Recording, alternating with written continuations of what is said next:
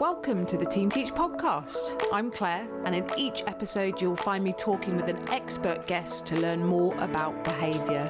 We squeeze a lot into each episode. You'll listen to the latest thinking in behaviour, continue your professional development with our book recommendation, and then I'll send you away with 3 practical tips you can use in your setting. I'm joined today by Anna Gregory. Anna is a former teacher, senior leader and mentor in the primary sector.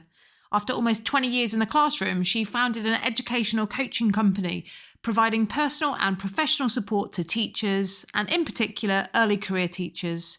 She's a certified Team Teach trainer and works within the learning and development team. And today, Anna and I are talking about how to support new teachers in supporting behaviour in school. Enjoy the episode. Hi Anna, how are you? I'm great. How are you, Claire? I'm very well. I'm looking forward to our topic today, and one that actually I think schools really will be interested in hearing about. It's supporting new teachers with behaviour in school.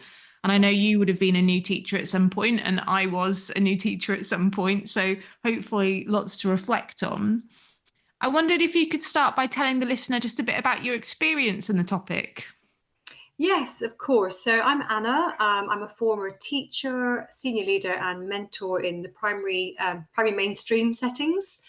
One of the aspects of my role I enjoyed the most was mentoring new teachers. So eventually in 2015, I left teaching and set up my own educational coaching consultancy, where I supported teachers at all levels of experience, but predominantly early career teachers, both professionally and personally as well.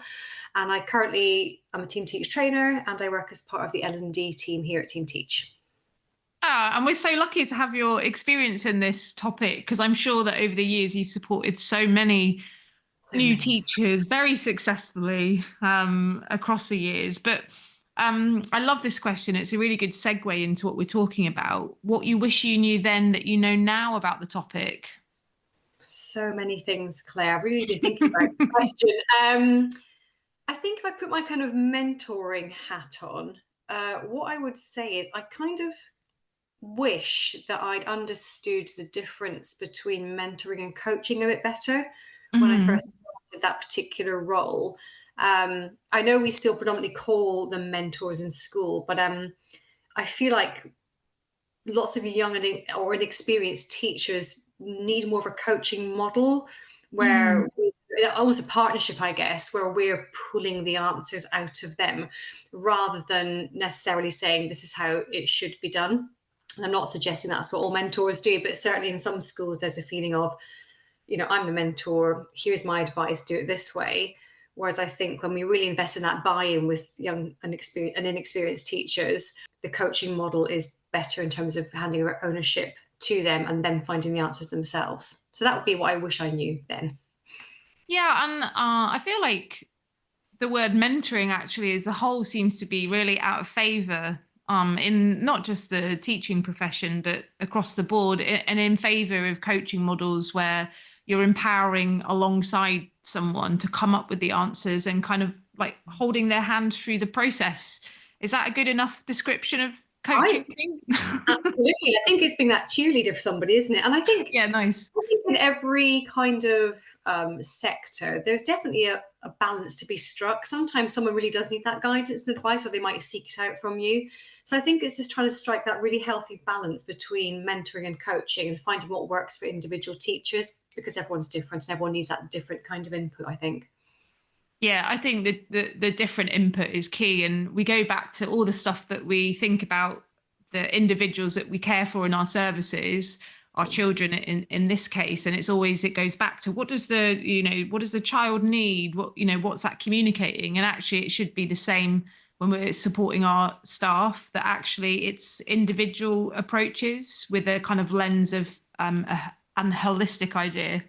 Even within one school, you might have, 5 ECTs, and each of those teachers needs something different from you, which again, given time constraints and busy workloads, is not always easy to achieve. But I think as mentors, if we can keep that at the front of our minds, like you just said, that holistic whole person approach, tailoring the support to meet their needs, that's That's the key to it for me. Did you know that you can become a trainer and deliver Team Teach training to staff within your own organisation?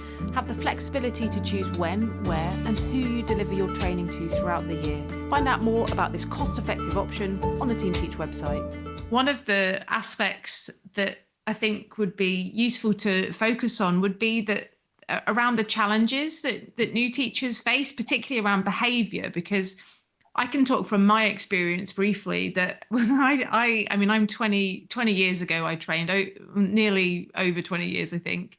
And I think I had one lesson on, on behavior management, and I'm not joking.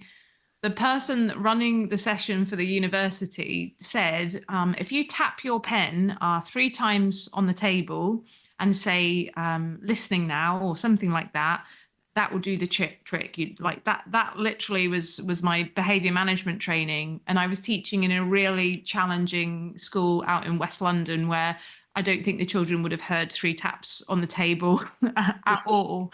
So that was one of my challenges, i.e. not having enough. But what are some that you've kind of come across? So many, but I think there's a kind of common theme to most of the challenges. I mean, behavior is such a loaded word, I think, sometimes. And I think for inexperienced teachers, it can sort of put a lot of fear into them when we talk about behavior.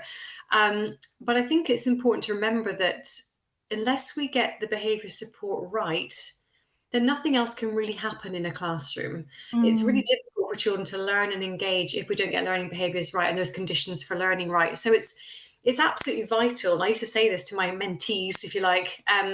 We've got to get behavior support right for everything else mm, to work seamlessly.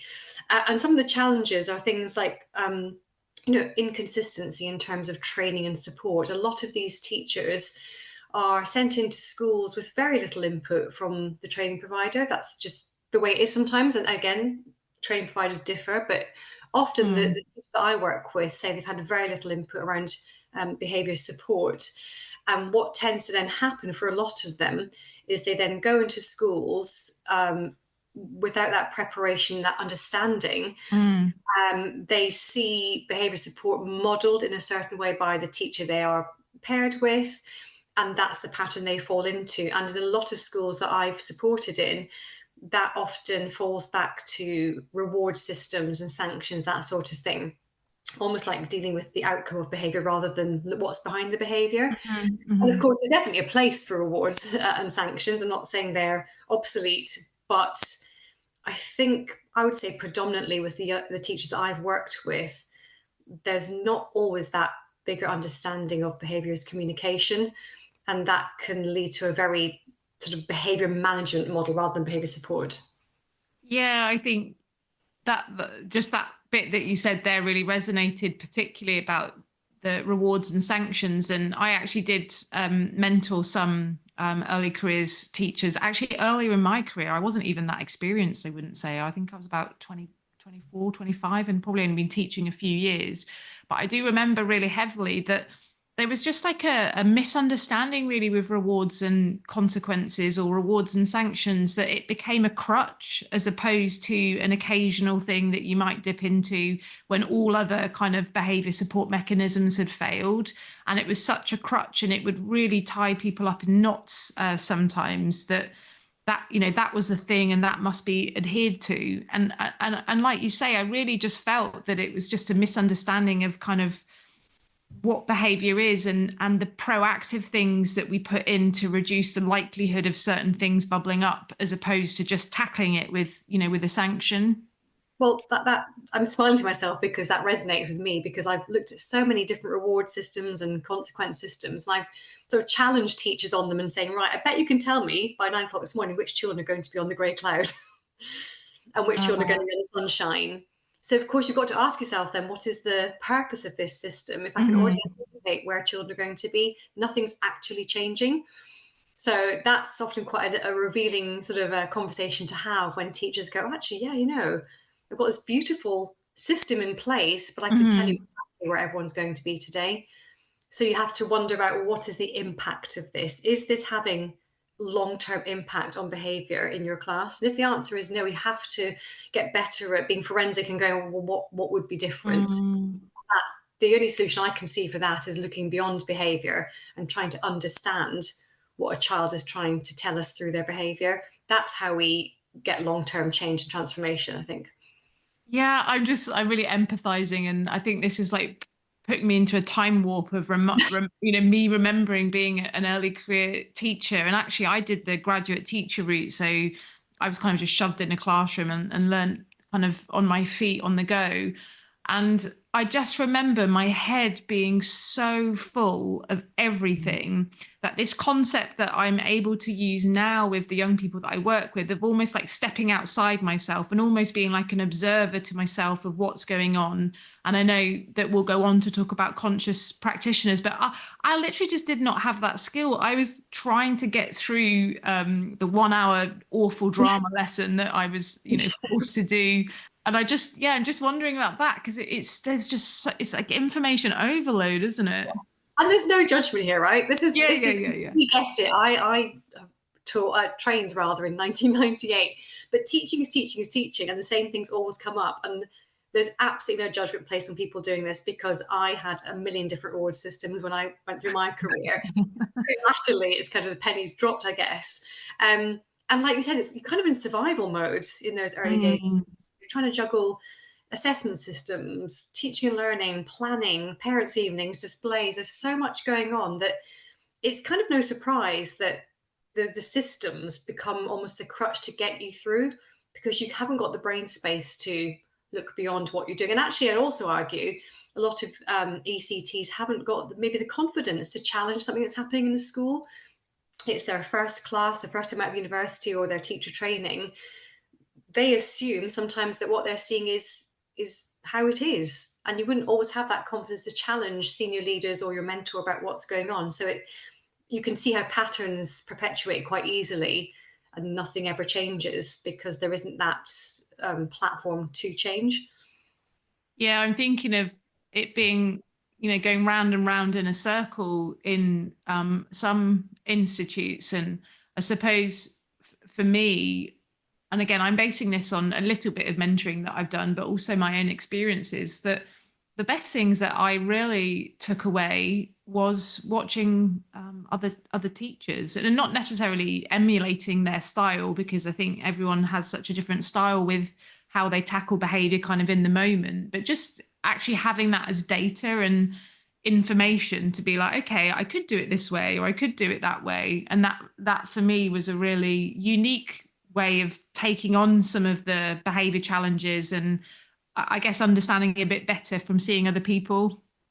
Yeah, it's almost like filling an evidence cup, isn't it? Just going around and collecting ideas and seeing what's successful, because what Mm. works for one teacher with their personality and their students won't work for another class. So it's kind of like you said, just getting sort of nuggets of wisdom from everybody and collating them into something that works. Mhm. Thinking about, who am I as a teacher? What's going to work for the students in front of me? And that will look very different from class to class and school to school as well.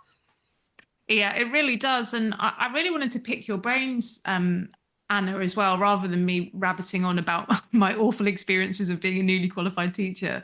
But what, from your experience, what has really helped your ECTs, your early career teachers, the most, do you think? What are the things that really have benefited?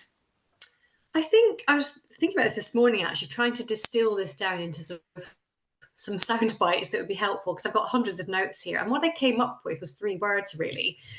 One is training, one is support, and one is relationships. And that's the Mm. kind of avenues I've taken my ECTs down. So first of all, thinking about what does the training look like? Could they request some behaviour support training? Have they had any in their sort of college or university or teacher training? What does support look like? And it has to be ongoing support, because we're works in progress, all of us are, aren't we? And things are always changing. So that is a challenge for a lot of inexperienced teachers, because schools, as you know, Claire, are hectic places. There's a lot going Yeah. on, workloads are huge. And the truth of the matter is, not all mentors choose to be mentors. So that's another job added to the list of jobs. So the priority for the ECT is getting that support, but it's not always a priority back to them. So setting up really good support mechanisms and frameworks for ongoing support are really important for the teachers Mhm. I've worked with. And finally, relationships, I think. So really working on the mentor-teacher relationship, but also the relationship the teacher has with themselves and understanding themselves better. I've done a lot of work with teachers around, that self-awareness and self-regulation and presence in a classroom, all those sorts of things, so that they can understand themselves better and the impact that they have on their class. I mean, one of the phrases I used to use a lot with my teachers was, your class reflects you back. So if you Mm. are calm and composed and organized, all those sorts of things, there's a much higher chance of the students in your class reflecting that back to you. Not always, there's always going to be exceptions, but generally speaking, it's that impact that they have, sort of that they're sending out, that is then received back to them, that can be hugely transformative in terms of behavior. It is. I really like that phrase, reflecting back yourself almost in the behavior that you get back. And I mean, these are all just really naff things that I'm saying, but even about, shouting, raising your voice, and not that I'm suggesting that all early career teachers do that, but I remember kind of experimenting with it and just kind of, seeing what happens. But unfortunately, I didn't have the support and the lots of like keen observations from other people really to kind of see where I was going wrong. And that bit that you said around support, it has to be right, because you can give someone all the training in the world, but if they cannot put it into practice and don't have someone else that can help facilitate put it into practice, I think it's tough. It's really tough going.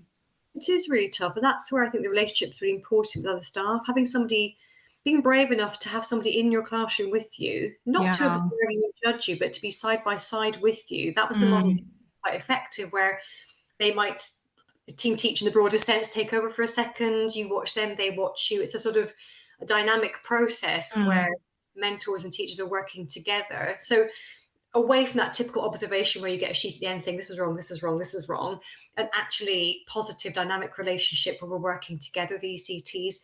And like you alluded to earlier, this consciousness around what we're doing. And I was smiling to myself earlier because you talked about that out of body experience. And that's what I encourage teachers to do. Try and step back physically, emotionally, hover above yourself in a classroom when you're teaching, when they're all off doing their tasks. What are you noticing? And it's really, really hard to do because you're so involved, and you, especially in the early days of teaching, you're so involved, you can't see the wood for the trees. But even just 20 seconds, 30 seconds, step mm, back from yourself and try to hover above your room. What can you see? What do you notice? And that's where I think those conversations with mentors, or those incisive questions, are really important. Not a mm. do this, but what are you noticing? Why do you think that's happening? Why is Billy under the table right now? What is in our wider learning conditions we could adapt to change this, and really getting ECTs to think for themselves around how they could solve that. Yeah, like that problem solving, just with a little help alongside it sounds like that support, that relationship that you have with your mentor can make that huge difference to hopefully the outcome. Yeah. Are And I think you? it's difficult because certainly in England, I think with the framework, there's the ECT process is 2 years, but even then, I would still argue that someone going to their third year of teaching is still early career teacher, and Yeah. quite often the support mechanisms are removed. So it's really being aware as leadership of what we can still have in place to make sure that we are successful with these teachers. Recruitment and retention is difficult right now. We need to keep great practitioners in classrooms and develop them and support them and invest in them so that we can keep them. I Mm. think it's, a question for all school leaders to think about how they're going to develop their new staff to keep them on board. It's a real challenge at the moment. It is, and the dropout rate we know from statistics. I did an episode not that long ago actually with Dave, and we talked about burnout and stress and the statistics around ECTs and less experienced teachers leaving is pretty staggering at the moment. And it sounds like those three key words that you said would be a really good way of holding the hand metaphorically of our early Yeah. career teachers to keep them in, because it's but it's not for everyone as well. Actually, I think that's really important to say, that actually you might go through the training process and it might not be the career for you. And hopefully if schools are supporting in the right way, that's just all explored, and that's okay as well. Absolutely. And I think a recent report came out talking about the fact that actually when it comes to behaviour specifically, it is the early career teachers who are perhaps struggling the most with that. Yeah. And I'd argue that if we can get behaviour right and everyone's Yeah. happy, the relationships with the children are healthy and positive, that has such huge positive knock-on effects for workload, for staff well-being, staff retention, and so on. So really, if we get this bit right and invest in this bit, the rest will follow, I feel. Yeah, I definitely think so. And I suppose the more that we keep in, the more consistency for our children, the better that behaviour comes, and we kind of get this cycle effect in a more positive way. Absolutely. I was just thinking about time. I cannot believe that we need to start thinking about moving on to our 3 top tips. Do you know, I feel like they've changed throughout the recording, but I have written them down. I'm going to share them anyway. So the first one would be around thinking about reliance on reward systems and sanctions. I think there's a place for them, but I think if that's our only route around behaviour support, we're missing wonderful opportunities to foster intrinsic motivation in our students and move towards behaviour support rather than managing behaviour. So it's just something to think about. If you're using a reward system in your classroom, just ask yourself the question, is this working? Is it having the impact that I want it to have? And if not, is there a different way, I think, is what I'm trying to say.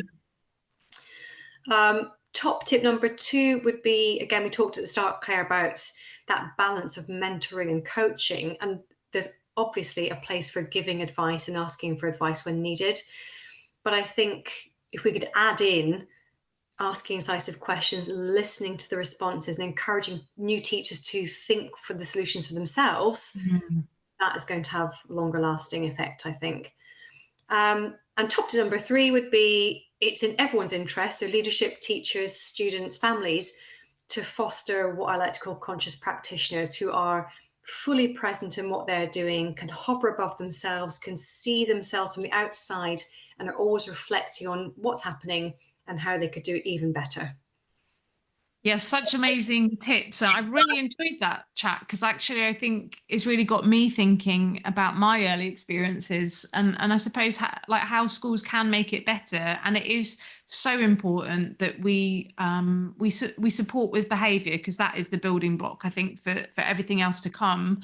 And I forgot to say, Anna, as well, is that actually I know Team Teach has a goal of trying to get Team Teach training to all new teachers sort of at university. So even accessing training before going into your placements, through Team Teach could be a really nice way of starting that foundation of understanding around behaviour. I always think this. I think if we can set teachers off on the right foot from the very start of their careers, then that can only be a positive thing for everybody going forward. So yeah, couldn't agree more. Perfect. Well, thanks so much for your time, Anna, and I'll catch up with you soon. Thanks, Claire. Bye. You've been listening to the Team Teach podcast. It's been great to have you here with us as we discuss behaviour, communication, and the ways we can best support those in our care. Thanks again, and I'll see you next time.